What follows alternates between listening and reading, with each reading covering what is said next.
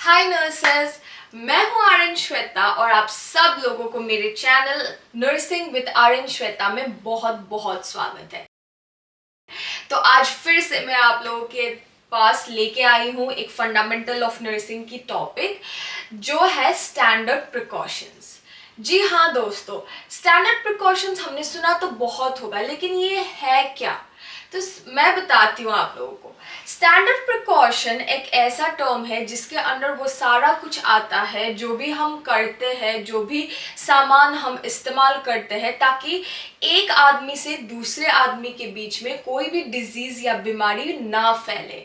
चाहे वो एक पेशेंट से दूसरे पेशेंट के बीच में हो या तो एक पेशेंट से आप जो कि एक हेल्थ केयर वर्कर हो उनके बीच में हो। स्टैंडर्ड प्रिकॉशन के अंदर आता है एक बहुत ही इम्पॉर्टेंट चीज़ जो कि हालांकि बहुत बेसिक सा है। वो है दोस्तों हमारा हैंड वॉशिंग और hand hygiene. Yes, hand hygiene जो हम step by step hand wash करके करते हैं हॉस्पिटल में, वो एक बहुत ही इम्पॉर्टेंट रोल प्ले करता है स्टैंडर्ड प्रिकॉशंस में, ताकि बीमारियां ना फैले।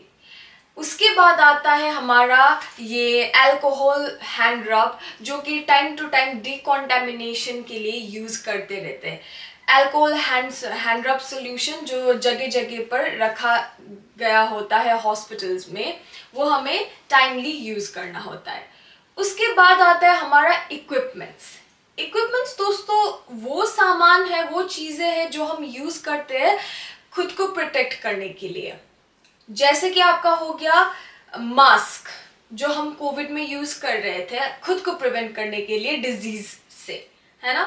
उसके बाद आता है हमारा गॉगल्स, आंख के लिए गॉगल्स या फिर फेस शील्ड। ये हम तब यूज करते हैं जब हम कोई प्रोसीजर कर रहे हैं और उसमें बॉडी फ्लूइड्स या फिर ब्लड का स्प्लैशेस आने का चांसेस ज्यादा हो, है ना। उसके बाद हम यूज करते हैं गाउन जो कि ऊपर से लेके नीचे तक होता है। वो गाउन भी हम खुद को प्रोटेक्ट करने के लिए यूज करते हैं, राइट। उसके बाद आता है हमारा ग्लव्स जो हम यूज करते हैं कोई प्रोसीजर करने के टाइम या फिर कोई पेशेंट्स के साथ कांटेक्ट में आने के टाइम। तो ये सारे इक्विपमेंट्स जो है ये भी स्टैंडर्ड प्रिकॉशंस के अंदर ही आते हैं, और ये सारे इक्विपमेंट्स को हम मिलजुल के बोलते हैं PPE, personal protective equipments. PPE तो आपने बहुत सुना होगा कोविड के टाइम से।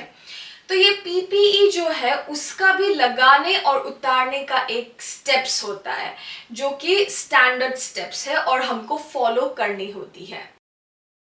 तो नर्सेस पहले सीखते हैं कि ये पीपीई किट लगाते कैसे है, स्टेप बाय स्टेप, ठीक है। तो फर्स्ट आता है हमारा गाउन जो हमें लगाना होता है। गाउन जो होता है वो यहाँ से लेके नीचे घुटनों के नीचे तक होता है और वो पूरा आपका हाथ कवर कर लेता है यहाँ तक, ठीक है। और पीछे जो होता है इसका एक लेस होता है जिसको हमें अच्छे से बांधना होता है। ये हो गया आपका गाउन। उसके बाद आप लगाते हो आपका मास्क। जो मास्क है आपका वो आपके ये जो नाक है, नाक के बीच में एकदम से फिट करवाना है, और जो नीचे का पार्ट है वो आपकी ये चिन जो है उसके नीचे की तरफ ले जाके फिट करना है उसको। तीसरा चीज जो आता है आपका गॉगल्स या फिर फेस शील्ड, वो आपको लगाना है। और लास्ट में आपको लगाना है आपका ग्लव्स। नर्सेस ग्लव्स अपना अपना साइज का आता है, तो आपको कौन सा साइज का फिट होगा वही ग्लव्स आपको पहनना है। और वो ग्लव्स जो है लगाते समय जो गाउन का पार्ट है, यहाँ का पार्ट है, उसके ऊपर लगाना है। ऐसे लगाओ तो गाउन के ये जो यहाँ का पार्ट आता है वो यूजुअली इलास्टिक होता है, तो वो इलास्टिक पार्ट के ऊपर की तरफ खींच के लगाना होता है। तो पीपीई किट लगा तो लिया आपने, प्रोसीजर भी कर लिया, अब इसको उतारना कैसे है। हाँ, उतारने के लिए भी नर्सेस स्टेप्स होते हैं जो आपको फॉलो करना होता है। तो उतारते समय आपको फर्स्ट उतारना होता है आपका ग्लव्स। ऑपोजिट हैंड से ग्लव्स को उतारिए और अप्रोप्रिएट कलर के बिन में, हॉस्पिटल के रूल के अनुसार अप्रोप्रिएट कलर के बिन में आप डिस्कार्ड कर लीजिए। सेकेंड आपको उतारना होता है गाउन। जो गाउन होता है उसका पीछे का जो आपने लेस बांधा हुआ है वो पहले खोलना पड़ता है और उसको आगे से उतारना होता है। तीसरा आपको गॉगल्स उतारना है, फेस शील्ड या गॉगल्स जो भी आपने पहना है वो आपको उतारना है। और लास्ट में आपको मास्क उतारना है।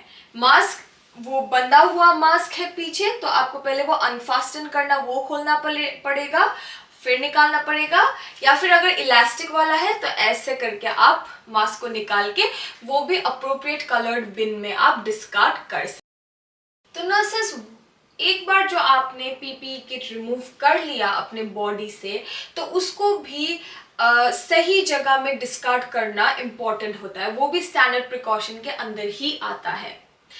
जो चीजें फिर से यूज नहीं होने वाली, जो फेंकना है आपको, जैसे कि आपका हो गया मास्क, आपका ग्लव्स हो गया, तो वो हॉस्पिटल के गाइडलाइन के अनुसार, हॉस्पिटल का वेस्ट मैनेजमेंट गाइडलाइन के अनुसार जिस कलर बिन में डालना होता है आपको अप्रोप्रिएटली वही कलर बिन में डालना है।